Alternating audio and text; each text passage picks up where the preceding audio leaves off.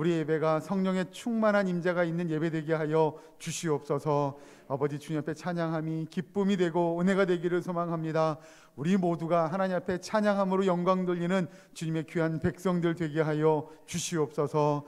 아버지 이 시간 말씀 듣기 원하오니 말씀 가운데 함께 하시고 말씀을 통하여 도전받는 귀한 시간 되게 하여 주시옵소서. 감사드리며 예수님의 이름으로 기도하옵나이다. 아멘. 예, 점심 잘 드셨습니까?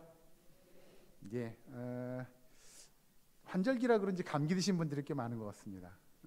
우리 집사님 권사님들 감기 조심하셨으면 좋겠고요. 건강 잘 챙기셨으면 좋겠습니다. 그냥 말씀 보기 전에 지난주에 있었던 재밌는 일 하나 설명드리겠습니다. 어떤 집사님이 저한테 그러시더라고요. 목사님 안경을 벗은 모습을 보니까 되게 낯설어요 그러시더라고요. 제가 뭐라고 그럴게요? 네, 주일날 오전 예배 때만 씁니다. 오후 예배 때도 안 쓰고 수 예배 때도 안 쓰고 금요기도에도 안 씁니다. 오전 예배 때만 쓴다는 얘기는 결국 뭐예요? 그분은 저를 오전 예배 때만 본 거예요. 네, 그렇게 말씀을 드렸습니다. 좀 어색하시지 않죠? 예, 하나님의 은혜인 줄 압니다. 오늘 말씀 보시죠. 지난주의 말씀 잠깐 기억하고 가죠. 그 지지난주에도 이야기했지만 사도행전은 제가 답을 다 알려드린다고 했어요. 사도행전은 누가 적었다고요? 예, 누가가 적었다고요. 어렵지 않으시죠? 자, 누가가 지난주에 그 사도행전 1장 7절까지의 말씀, 5절까지죠. 3, 4, 5절까지의 말씀을 보면 거기서 예수님께서 뭐라고 말씀하셨다고요?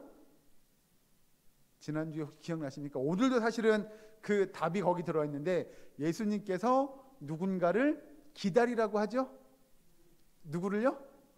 예, 성령님을 기다리라고 이야기한 내용. 그것이 도대체 무슨 의미가 있느냐? 왜 예수님께서 성령님을 기다리라고 했느냐라고 하는 내용들을 지난주에 살펴봤습니다. 그러면 오늘 이제 사도행전 1장 6절에서 8절까지의 말씀을 보면 예수님의 그 말씀, 성령님이 너희와 함께 할 거다. 그래서 지난주에 그런 말씀을 드렸어요. 구약 성경에는 성령님의 역사가 있었다고요? 없었다고요?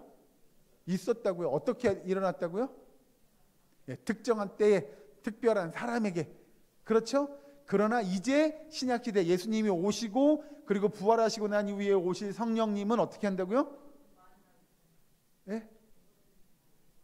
모든 사람에게 그리고 동일하게 그리고 왔다 가는 게 아니라 우리 안에 마음 안에 우리 안에 내주하고 계신다고 기억나시죠? 예, 그리고 나서 이제 그런 이야기를 들은 제자들이 물어봅니다. 6절 말씀 보시면 뭐라고 하냐면 1장 6절에 그들이 모였을 때에 예수께 여쭈어 이르되 주께서 이스라엘 나라를 회복하심이 이때입니까? 라고 물어봅니다. 즉 이때가 언제예요? 회복할 때 말고 주님께서 말씀하신 그 회복한 이스라엘 민족이 회복되는 그때가 이때입니까? 라고 물어보는 게 지금 제자들이 뭐라고 들었다고요? 방금 자 4절 말씀 위에 지난주에 들었던 말씀 중에 사도와 함께 모이사 그들에게 분부하여 이르시되 예루살렘을 떠나지 말고 내게서 들은 바 아버지께서 약속하신 것을 기다리라. 뭘 기다리냐는 얘기예요. 성령님 보혜사 성령이 너에게 임할 거야. 그러니까 떠나지 말고 여기 있어 라고 예수님께서 말씀하셨어요. 그 성령님의 임재가 어떤 것인지를 지난주에 설명 들으셨잖아요. 그죠? 그래서 그 얘기를 들은 제자들이 다시 물어보는 거예요. 예수님 혹시 우리가 예루살렘이 회복되어진다고 하는 그때가 다시 6절에 주께서 이스라엘 나라를 회복하심이 바로 그때입니까? 여기서 그때는 언제를 가리켜요? 성령님이 임하신다고 하는 예수님께서 야 내가 가면 누군가 너에게 임할 거야 라고 이야기하셨는데 그 이야기를 듣고 물어보는 거예요.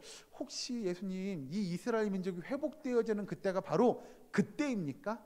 즉 성령님이 임하시는 그때가 이 이스라엘 민족이 이 나라가 다시 회복되어질 그때입니까? 라고 물어봅니다. 이건 이해되시죠? 중요한 겁니다.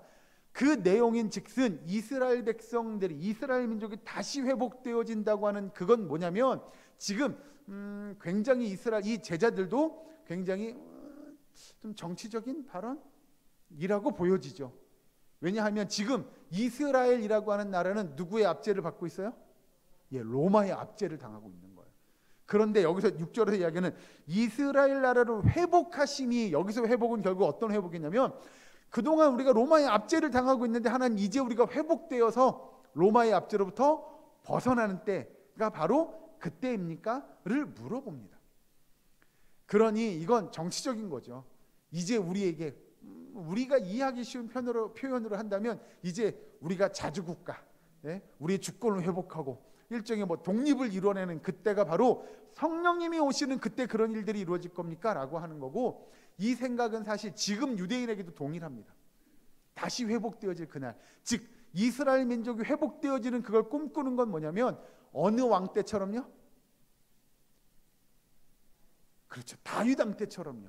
그래서 여러분 이스라엘 국기 보셨나요? 요즘에 뉴스 보면 자주 나오던데요. 이스라엘 국기, 그 파란 줄이 쫙쫙 가 있고 그 중간에 뭐가 하나 딱 마크가 있죠. 뭐예요?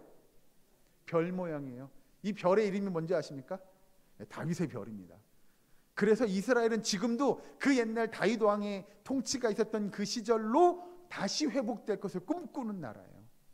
여기서 이야기하는 대로, 여기 6절에 대한 대로 이스라엘 나라를 회복하심이라고 이야기하는 건, 다윗 왕이 통치하던 그때로 우리가 다시 돌아가는 거예요?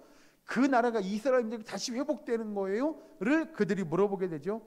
그런데 그 이야기를 듣고 예수님께서 7절에 같이 한번 읽어보실까요? 여기 같이 읽습니다. 시작. 이르시되 때와 시기는 아버지께서 자기의 권한에 두셨으니 너희가 알 바가 아니요. 너희가 알 바가 아니다. 결국 뭐예요? 그 회복과 우리가 이야기 쉽게 설명을 드리면 나라가 회복할는지 말는지 내지는 흥망성쇠는 누구에게 달렸어요? 여호와 하나님에게 달렸어요. 그러니까 그때를 알고 싶어요? 그때는 하나님만이 알고 있는 거죠. 나라가 어떻게 망할지, 어떻게 흥할지, 어떻게 변화될지는 아무도 모르는 거예요. 그런데 여기서 이야기하는 내용을 잘 들어보면 예수님께서 지금 이야기한 자신이 죽고 나서 부활하고 그리고 성령님이 다시 오실, 우리가 일명 성령 강림의 사건들, 즉 하나님이 예수님 자기 자신을 통하여 이루시는 구원의 역사란 것이 이스라엘 민족들이 생각하는, 이스라엘 백성들이 생각하는 그런 정치적인 회복이 아니라, 하나님 예수님은 죄와 사망의 권세 아래서 신음하는 하나님의 백성들 내지는 전 인류 모든 사람들이 다 전체가 하나님께로 나오는 이스라엘 민족을 통하여 그들이 하나님께로 돌아오는 그 역사를 이루실 것을 이야기하고 있는 거죠. 이해되십니까? 중요한 겁니다, 여러분. 그러니까 이 제자들이 이야기하는 이스라엘 민족의 회복은 자기네 나라가 당시 강성해지는 거예요. 로마의 압제로부터 벗어나는 거예요. 그런데 예수님이 이야기하는 그 놀라운 하나님 나라의 회복은 그런 나라를 의미하는 게 아니라는 거죠. 그렇죠. 모든 민족과 열방을 향하여 예루살렘과 온 유대와 사마리아와 땅끝까지 이르러 하나님의 말씀이 증거되어지고 하나님의 나라가 그곳에 선포되어지는 일들이 있을 것임을 예수님께서 말씀하시는 거예요. 그런데 그 중에 그런 일이 있어지려면 지금 어떻게 해야 돼요? 지금 그들에게 누가 임해야 돼요? 성령의 역사가, 성령님이 함께 하셔야만이 그런 일들이 이루어질 것을 이야기하는 거죠. 즉 지금 제자들은 지금 예를 들어서 지금 사도행전 1장 4절 5절 7절 8절에서 이야기하고 있는, 말씀하고 있는 분이 누구예요? 예수님이에요. 그런데 그 예수님은 이미 뭐 하셨다가 뭐 하신 분이에요? 죽으셨다가 부활하신 분이잖아요. 그죠? 그리고 여기서 이야기하는 대로 이제 예수님의 제자들은 그 부활하신 예수님을 직접 눈으로 봤어요. 흔히 얘기하는 목격했어요. 그 목격한 예수님, 그리고 예수님이 이야기하길 너희들이 누군가를 일종의 체험 또는 누가 너희와 함께 하게 될 거야 를 예수님께서 말씀하세요. 즉 성령 강림의 역사를 너희들이 체험하게 될 거다. 예수님께서 이렇게 이야기해요. 그래서 그렇게 성령 강림, 성령님의 내주하심을 체험하는 그 하나님의, 그 예수님의 제자들이 무언가를 힘써야 한다라고 가르쳐 주세요. 그게 뭐냐? 이제 8절 여기 같이 한번 읽어보죠. 8절 같이 읽습니다. 시작. 오직 성령이 너희에게 임하시면 너희가 권능을 받고 예루살렘과 온 유대와 사마리아와 땅끝까지 이르러 내 증인이 되리라 하시니라. 아멘. 즉 정리하면 먼저 결론부터 보죠. 성령의 임재를, 성령 강림의 역사를 체험한 하나님의 백성들이라고 한다면 그들이 이거를 힘써야 돼요. 그게 뭐예요? 방금 읽으셨잖아요. 8절 끝부분에 뭐가 돼야 돼요? 증인이 되는 삶을 힘써야 돼요. 할렐루야. 그런 증인의 삶을 힘쓰시는 여러분 되기를 주의 이름으로 축원합니다.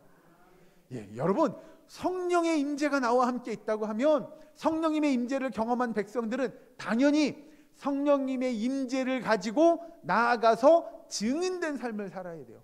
내 안에 내주하시는 성령님이 어떻게 역사하시는지를 나타내는 방법이 우리가 증인된 삶을 사는 거예요. 그런데 뭘 증인하는 걸까요? 여기 나온 대로 앞에 읽은 8절 후반절에도 나오잖아요. 임하시면 그 다음에요.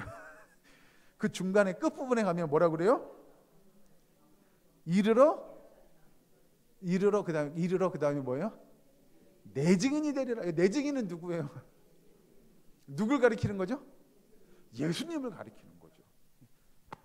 나의 증인이 되어라 라고 누가 말씀하신다고요? 예수님이 말씀하시는 거예요. 그러니 성령의 임재를 경험한 사람들이 마땅히 해야 될 것은 누구에 대하여 증거 또는 증언하는 거예요. 누구에 대하여요? 예수님에 대하여 증거하는 거죠. 이해되시죠?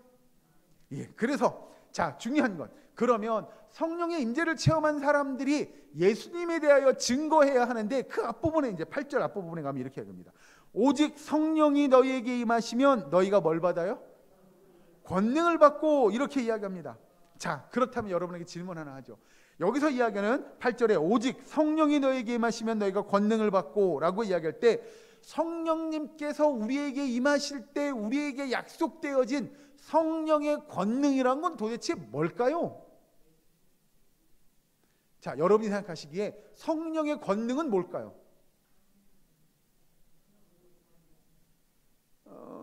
예를 들어서 권능 이렇게 이야기하면 좀 이해하기 어려울 것 같아서 뒷글자만 떼보면 능이라고 이야기하는 건 우리가 뭐에 표현하냐면 일종의 능력이죠. 능력. 그러면 성령의 능력은 도대체 뭘까요? 라고 하는 겁니다. 여러분들이 그냥 우리가 보편적으로 생각하기에 성령님의 역사가 임했어요. 그럼 우리에게 성령의 권능의 역사가 나타났어요. 그러면 이게 뭐냐를 이해한다면 보통 그런 거 아닐까요? 나에게 성령의 역사가 임했어요. 제가 언젠가 여러분들한테 그런 예를 들어드린 적이 있어요. 지금은 저기 신한은행으로 바뀌었더라고요. 제가 오랜만에 봉천동 제가 살았던 동네 이렇게 지나갔더니 그 신한은행 옆에 제가 토큰 이렇게 그 버스표 팔고 이렇게 하던 부스 있잖아요. 요즘엔 다 사라져가지고요. 그죠? 그 부스에 계시던 예전에 집사님이셨던 분에 관한 예화를 들어드렸어요. 그분이 어느 날 기도했는데 기도하던 중에 불덩어리가 그냥 여기 콱 박혔다고요. 그리고 그분에게 일종의 은사, 능력이 나타났어요. 그래서 뭐에 대한 얘기를 말씀드렸냐면 그 자기가 이제 사람을 보면 그 사람의 미래가 보인다고요. 그래서 뭐가 보인다고 그랬죠 그때? 그 사람의 미래를 보다 보면 어디까지 가요? 죽음이 보인다는 거죠. 너무 그분은 우리 같으면 와 그런 신기한 능력이 성령의 역사로 받은 거예요. 그런 신기한 능력이라고 생각되어질지 모르나 그걸 경험한 그분은 너무 무서웠대요. 사람을 보면 사람이 어디가 생각나냐면 이 사람이 어떻게 죽는가가 보인다는 거죠. 너무 무서웠대요. 그래서 다시 기도했다고 그랬어요. 뭐라고요? 거두어 가달라고. 하나님 저 싫어 이거 거두어 가주세요. 이렇게 기도했대요. 그랬더니 정말 그 다음부터 안 보이더래요. 그러니까 제가 뭘 이야기하고 싶은 거냐면 여러분 우리가 이야기하는 성령의 능력이 마치 이런 것들 예를 들어 그런 거잖아요. 내가 성령의 능력을 힘입었더니요 제가 기도할 때마다 어떤 일이 일어나요? 예를 들어서 병 고침의 역사가 일어나더라 막 이런 거 있잖아요. 우리는 그런 거 좋아해요. 기도했더니 내가 기도했더니 사람들이 병이 막 나요. 내가 기도했더니 귀신이 쫓아나요 막. 이런 거 이야기하면 그렇죠. 누군가 어떤 목사님 앞에 기도받았더니 어떻게 돼요? 뒤로 다 자빠지시더라 막 이런 거 있잖아요. 우리는 그런 거 좋아해요. 그러니까 여기서 이야기하는 성령의 권능이 진짜 그런 거냐 다시 정리하죠. 우리가 성경에서 이야기하는 지금 예수님 말씀하시는 성령의 권능이라는 게 우리가 신비롭게 생각하는 그 신비주의적인 것들이 과연 여기서 이야기하는 성령의 권능이냐, 내지는 초자연적인 현상들, 이런 거 있잖아요. 기도했더니 와, 그런 말도 안 되는 역사가 이루어져요? 라고 하는 것들이 과연 성령의 권능일 것이냐? 라고 하는 거죠. 여러분, 여기서 중요한 건 예수님께서 말씀하시는 맥락을 단어로 볼 게 아니라 이 문장을 통으로 보셔야 돼요. 자, 다시 보시면 8절에 오직 성령이 너희에게 임하시면 너희가 권능을 받고 예루살렘과 온 유대와 사마리아 땅끝까지 이르러 내 증인이 되리라 하시니라 예요. 즉 성령의 임재, 성령 강림의 역사를 경험한 사람들이 결국 예를 들어서 권능이라는 건 조금 이따 보시고 뭘 받든 안 받든 어떻게 되든 안 되든 간에 그 성령의 임재를 경험한 사람들이 결국 궁극적으로 목표해야 할 것 또는 바라보아야 할 것 또는 나타내야 할 것은 뭐라고 그랬죠 아까? 증인이 되는 거예요. 그러니 여러분, 성령의 임재라는 것이 우리가 생각하는 야, 성령님이 임재했어, 나도 막 그 초자연적인 내지는 초비현실적인 것들을 내가 막 나타내고 기적의 역사를 나타내고, 그것이 성령의 임재의 목적이나 목표가 아니고요. 이것이 원하는 건 결국 궁극적으로 하나님의 말씀을 증거하는 거예요. 누구에 대해서요?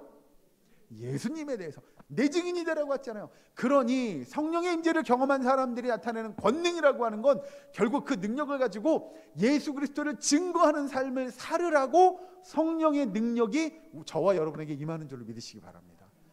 그래서 여러분, 여기서 이야기하는 내용을 잘 보시면 예수님께서 성령의 권능을 결국 우리가 복음을 증거하는 그 사역과 연관시켜서 이야기하세요. 여기서 이야기하는 성령의 임재라고 이야기하는 것이 결국 어떤 것이냐, 성경을 한번 찾아보고 이야기하겠습니다. 우리 사도행전 한 장 뒷면에 2장 14절입니다. 188페이지입니다. 사도행전 2장 14절 말씀, 여기 같이 함께 봉독하겠습니다. 사도행전 2장 14절 말씀 같이 읽습니다. 시작. 베드로가 11 사도와 함께 서서 소리를 높여 이르되 유대인들과 예루살렘에 사는 모든 사람들아, 이 일을 너희로 알게 할 것이니 내 말에 귀를 기울이라. 아멘. 여러분, 이거 지금 누가 얘기하고 있다고요? 베드로가. 여기서 베드로가 11 사도와 함께 서서 이렇게 이야기하죠. 예? 여기서 이야기하는 그 베드로 어떤 사람이죠? 이건 가끔은 여러분 이렇게 말씀을 증거 또는 준비하고 증거하다 보면 하나님의 그 기가 막힌 타이밍이 있습니다. 오늘 우리 전사님이 특송하실 때 그 찬양의 가사 누가는 또 그렇고 뭐가 울기 전에요? 닭이 울기 전에. 여기 지금 사도행전 2장 14절에서 베드로가 이야기하는 그 베드로는 어떤 사람이에요? 세 번 뭐 했어요? 부인했던 사람이잖아요. 그렇죠? 어떻게 우리 전사님이 아시고, 제 설교 온 거를 보셨는지 모르겠는데 어떻게 아시고 이 베드로가 어떤 사람인지를 우리가 찬양을 통해 들었어요. 닭이 3번 울기 전에 닭이 울기 전에 그가 3번 예수님을 부인했던 사람이에요. 이해되시죠? 예? 그리고 나서 지금 사도행전 2장에 와서 그가 뭐라고 이야기하냐면, 잘 보시면 11 사도와 함께 서서 소리 높여 이르되요.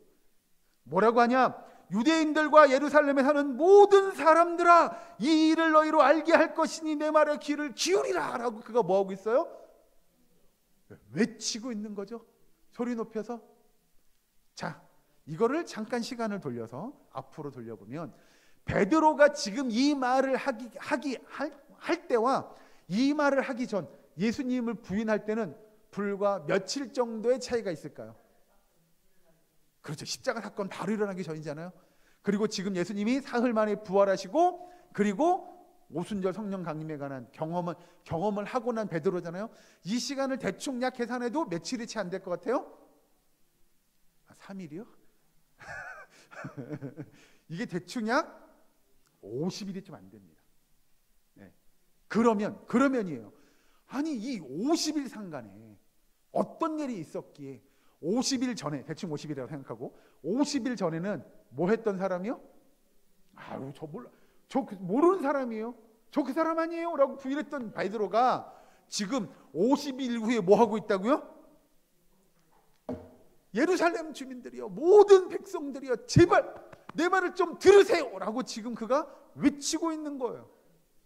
이건 뭐예요? 이건 정말 우리가 표현은, 제 표현입니다. 이건 정말 기적과 같은 역사가 있지 않으면 이런 일이 가능할까요? 바꿔 표현할까요? 사람이 50일 만에 이렇게 바뀌는 게 가능할까요? 불가능할까요? 이건 우리 권사님들이 믿음이 너무 좋아서 예, 가능하다고 성경은 이야기한 거죠. 그러면 우리가 찾아봐야 돼요. 아니 도대체 어떻게, 어떤 일이 있었길래 50일 전에는 그렇게 부인했던 사람이 지금 50일 이후에, 지금 여기서 잘 보시면 유대인들과 예루살렘에 사는 모든 사람들아 이렇게 이야기하는 거예요. 결국 뭐예요? 자기는, 이 베드로는 그 50일 전에는 혹시라도 예수를 내가 안다고 함께 했던 사람이라고 이야기하면 뭐 할지 몰라서요? 자기가 죽을지 몰라서요. 저 모르는 사람이에요. 그 사람 아니에요 저 라고 부인했던 베드로가 이제는 지금 이 예루살렘 사람들아, 모든 유대인들아 다 들으라고 이야기하는, 결국은 뭐 해도 상관없다는 얘기예요? 네, 나 죽어도 상관없어요. 어떻게 이런 일이 가능한 거죠? 어떻게 이런 역사가 이루어질 수 있을까요? 라고 하는 겁니다. 여기서 이제 우리가 알 수 있는 게 뭐냐면 성령의 권능이 무엇인지를 우리는 지금 사도행전 2장 14절에서 이야기하는 베드로 사도를 통해서 우리가 깨달을 수 있다는 거죠. 엿볼 수 있는 겁니다. 성령의 권능이라는 게 아까 말씀드린 것처럼 초자연적인 거나 또는 신비주의적인 것이 아니라 지금 죽음을 각오하고 무릅쓰고 많은 사람들 앞에서 이제 여러분 제 말을 좀 들으세요라고 베드로가 담대하게 고백할 수 있는 그 모습을 바라보며 그래요, 맞아요, 성령의 권능이 이런 거예요라고 하는 것들을 우리가 엿볼 수 있다는 거죠. 성경에서 이야기하는 예수님께서 지금 예수님의 제자들에게 그들이 강림할 성령의 역사 또는 성령의 권능이라는 것이 어떤 초자연적인 능력이나 우리가 막 기도했더니 막 사람들이 변화되고 신유의 역사가 병고침이 일어나고 귀신 들리는 게 쫓겨나고 막 그런 역사를 이야기하는 것이 아니라 성령의 권능은 정말 우리 이야기하는 고정관념에 사로잡혀 있던, 주님을 부인하던, 주님을 믿지 못하던 그런 사람들이 이렇게 말도 안 되게 180도 확 변하는 거예요. 그 이전에 죽을까 봐 예수님을 부인했던 베드로가 이제 저 죽어도 괜찮아요. 제가 여기서 죽어도 괜찮아요. 제가 죽더라도 정말 복음을 증거하는, 이제 18절 아까 우리가 봤던 그 8절에 내가 복음을 증거하는 어떤 사람이요? 증인, 예수 그리스도의 증인이 되겠노라고 각오하고 결단하고 헌신하고 죽음까지도 무릅쓰며 그 일을 감당하기 원하는 그 베드로 사도의 모습을 보며 이것이 정말 성령님의 권능인 줄로 믿으시기 바랍니다. 여러분, 성령의 권능은 다른 데 있지 않습니다. 먼저 여러분, 우리가 그래서 성령의 임재를 경험하고 성령의 권능을 경험한다고 하면 먼저 저와 여러분이 변화되어야 되는 줄로 믿으시기 바랍니다. 여러분, 우리는 사도 베드로처럼 그렇게 변화되어야 합니다. 내가 복음을 증거하는 일을 하기 위해서 우리가 그런 찬양하잖아요. 어디라도요? 어디 속에라도요?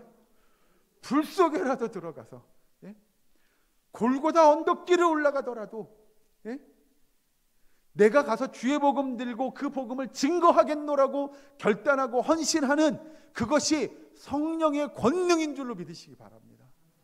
여러분, 그래서 이 이전에 많은 제자들이 예수님이 부활했다는 소식을 듣고 믿어요, 못 믿어요? 못 믿어요. 내가 직접 봤어. 십자가에 매달려가지고 창으로 찔리고 그 죽어가지고 장사 지내는 거 내 눈으로 다 봤어. 그리고 그 돌 무덤에까지 안치하는 것까지 내가 다 봤어. 그런데 살아났다고? 무슨 말도 안 되는 소리야. 여인들이 예수님의 부활을 목격했다고 하더라도 어디 가서 보자, 정말 부활했나? 라고 했던 게 누구예요? 제자들이에요. 그런 예수님의 부활도 못 믿었던 제자들이 이제는 내가 그걸 증거하기 위하여 목숨도 내놓겠다고, 내가 죽더라도 그 예수님에 대해서 증거하겠다고 이야기하는 그것, 외칠 수 있는 그것이 바로 성령님의 권능이라고 성경은 이야기합니다. 왜냐하면 그 제자들이, 그 연약한 제자들이 성령의 권능을 받고 나서는 담대히 그가 변화되는 모습을 성경은 우리에게 이야기하죠. 고린도전서 12장에 가면 거기에 보면 이런 단어가 등장합니다. 신령한 일에 관한 이야기를 성경은 이야기하죠. 사도 바울이 성령의 권능이 다양한 은사들로 나타나긴 하지만 이 모든 은사들이 결국 이렇게 쫙 목표하는, 목적하는 건 하나예요. 여러분들이 성령의 은혜, 은사들을, 다양한 달란트들을 받고 직분을 받고 봉사하잖아요. 근데 그것이 궁극적으로 추구하는 하나의 목적이 있어요. 그것이 결국은 뭐예요? 아까 읽은 8절에 사도행 1장 8절에 끝에 내 증인이 되는 거예요. 그리고 나서 여러분, 우리는 이렇게 표현합니다. 주의 몸된 교회를 나타내잖아요. 몸된 교회. 그 중에 여러분들, 저와 여러분들은 그 몸의 각자가 다른, 우리가 예를 들면 신체의 부위들이라고 이야기하잖아요. 그래서 그리스도의 몸된 교회라고 우리가 표현하고, 그래서 우리는 그리스도를 머리로 한 하나의 몸, 하나의 공동체라고 이야기하잖아요. 그래서 각자가 받은 은사와 달란트, 다양한 직분들을 가지고 그 몸된 교회를 섬기는 거예요. 그런데 그냥 간단히 얘기하면, 섬긴다고 하니까 내가 옆에 앉아있는지, 그래요, 내가 이거 줄게, 이거 먹어, 뭐 이런 것만 하는 것이 아니라, 그걸 통해서 각자가 다른 모습을 통해서 결국 하나의 목표, 하나의 방향으로 나아가야 돼요. 그게 뭐라고요? 내 증인이 되는 겁니다. 여기서 성령님이 우리에게 각자 다양한 은사들을 주셨어요. 그 다양한 은사들을 가지고 결국 우리가 예수 그리스도의 증인, 증거된 삶을 쭉 살아나가는, 그 나타내는데 저와 여러분들이 헌신해야 되는 줄로 믿으시기 바랍니다. 여러분, 그래서 각자가 받은 성령의 다양한 은사들로 서로를 돌보고 함께 하나님의 그 증인된 삶을 이루어갈 수 있도록 우리가 노력하는 거예요. 함께 쓰는 거예요. 예? 예를 들어 그런 거죠. 다리가 아파요. 그러면 손이 다리를 두들기면서 조금만 더 가. 예? 조금만 더 가. 얼마 안 남았어. 조금만 더 힘내라고 하는 거고, 왼쪽 팔이 아파요. 왼쪽 팔이 아프면 어떻게 해요? 알았어, 조금만 더 가자. 여러분, 우리 이렇게 하는 거잖아요. 조금만 힘내, 이거 하는 거잖아요. 그래서 우리가 함께, 우리의 목표는 저기예요. 저쪽이에요. 저 방향인 거예요. 그래서 예수 그리스도를 증거하는 그 삶을 우리가 함께 쭉 가는데 서로를 도와주는 거예요. 함께 나가는 거예요. 그게 우리가 이야기하는 성령의 권능의 역사죠. 오직 우리가 성령의 충만한 권능을 받을 때 여러분, 우리는 뛰어넘을 수 있는 거예요. 뭐냐? 우리의 이기적인 생각들, 우리의 단편적인 모습들, 내 자아와 내 욕심과 내 생각들을 뛰어넘을 수 있는 거예요. 누가 함께 할 때요? 성령님이 함께 할 때. 그래서 내 자아를 죽이는 거예요. 나를 내려놓는 거예요. 그리고 옆에 있는 지체를 세워주는 거예요. 그래, 우리 같이 갑시다. 집사님 너무 좋아요. 권사님 너무 훌륭해요. 대단해요. 장로님 너무 멋져요. 그러면서 우리가 함께 가는 거예요. 그리고 이 가는 방향은 결국 우리 모두가 다 주님의 증인되기 위하여 나아가는 방향일 겁니다. 우리의 사랑교회가 그런 교회 되기를 주의 여러분 간절히 축원합니다. 여러분, 그래서 결국 내 옆에 있는 형제자매들이요, 한 몸이잖아요. 한 지체잖아요. 그래서 그들이 기뻐할 때 우리는 함께 뭐 할 수 있어야 돼요? 기뻐할 수 있어야 돼요. 예? 그런 거 아까 말씀드린 대로 예를 들면 그런 거죠. 왼팔이 아파요. 조금 더 힘내. 이러고 갔어요. 근데 어느 순간에 왼팔이 다 나았어요. 그럼 뭐라 그래요? 고생했어. 수고했어. 대견해. 이제 그러면 이제 그런 거죠. 좀 있으면 어느 팔이 아플 수 있어요? 오른팔이 아플 수 있어요. 예? 그럼 또 어떻게 해요? 왼팔이 오른팔을 힘내. 수고해. 조금만 힘내봐. 그러고 가는 거예요. 그런데 결국 어디로 가냐면 우리가 예수님을 증언하는 그 길로 가는 거예요. 다른 거 없어요. 그게 우리 교회가 가야 될 방향이고 목표인 줄로 믿으시기 바랍니다. 여러분, 성령의 권능이란, 다시 말씀드리면 우리가 초자연적인 권능, 능력, 역사 뭐 이런 것들을 의미하는 것이 아니라 먼저 우리 자신이 변화되는 것인 줄로 믿으시기 바랍니다. 그래서 아까 베드로도 똑같죠. 그 이전에 행악했던 하나님의 나라 또는 성령의 역사, 성령의 권능 또는 임재를 그걸 경험하고 났더니 사람이 바뀌는 거예요. 그래? 내가 그렇게 죽기를 두려워해서 저 그 사람 몰라요. 저 함께 했던 사람 아니에요. 라고 부인했던 이 베드로가 그래요? 내가 예수님의 부활을, 그가 다시 살아나심을 내가 목숨을 잃더라도 저는 증거할 거예요. 나타낼 거예요. 라고 하는 삶을 그가 이루어가는 것이죠. 성경을 한 군데 더 찾아봅니다. 우리 누가복음으로 넘어갑니다. 앞으로 누가복음 24장 45절입니다. 제가 가진 성경은 42면 43면 이쯤에 있습니다. 누가복음 24장 45절에서 48절까지 말씀.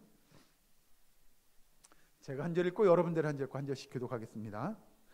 여기 아니군요. 제가 마태복음을 펴놨군요. 42장이 아닙니다. 제가 엉뚱한 데 보고 있어요. 누가복음 24장 45절에서 48절까지.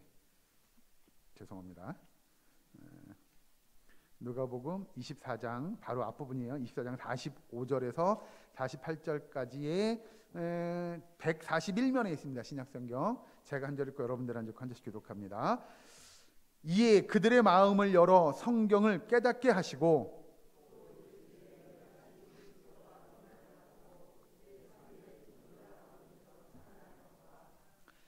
또 그의 이름으로 죄 사함을 받게 하는 회개가 예루살렘에서 시작하여 모든 족속에게 전파될 것이 기록되었으니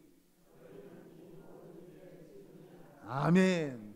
예, 그래서 아까 예수님께서도 말씀하셨죠. 사도행전에서도 이야기하고 이 누가복음에서도 이야기하는 대로 결국 그렇게 성령의 임재를 경험하고 성령의 권능을 경험한 자들이 마땅히 해야 될 것은 무엇이냐면 결국 내 증인이 되는다고 이야기한 예수님이 이 땅에 오셔서 그가 죽으시고 3일 만에 부활하시고 그리고 이 47절에 또 그의 이름으로 죄 사함을 받게 하는 회개가 예루살렘에서 시작하여 모든 족속에게 전파될 것이 기록되었으니 너희는 이 모든 일에 뭐가 되어야 된다고요? 증인이 되는 일인 걸 성경은 우리에게 이야기합니다. 여러분 사실 그래서 성령의 임재를 경험했다고 이야기하는 건 결국 우리가 궁극적으로 나타낼 삶의 목적이 예수 그리스도의 증인되는 일임을 여러분이 잊지 않으셨으면 좋겠습니다. 바라기는 이번 한 주간 정말 내가 예수님의 증인이다 라고 외칠 수 있는 그런 성령의 권능의 역사를 체험하고 고백할 수 있는 저와 여러분 우리의 사랑교회 모든 건속되시기를 주의 이름으로 간절히 축원합니다. 기도하겠습니다. 사랑과 은혜 하나님 감사합니다. 아버지 성령의 임재를 경험하게 하시고 성령의 권능의 역사를 경험하는 우리의 사랑교회의 모든 성도들이 되게 하여 주시옵소서. 그리하여 땅끝까지 주의 다시 오심을 증거하고 주님의 다시 오심을 선포하고 예언하는 주의 백성들 되게 하여 주시옵소서. 아버지 감사드리며 예수님의 이름으로 기도하옵나이다. 아멘. 다 함께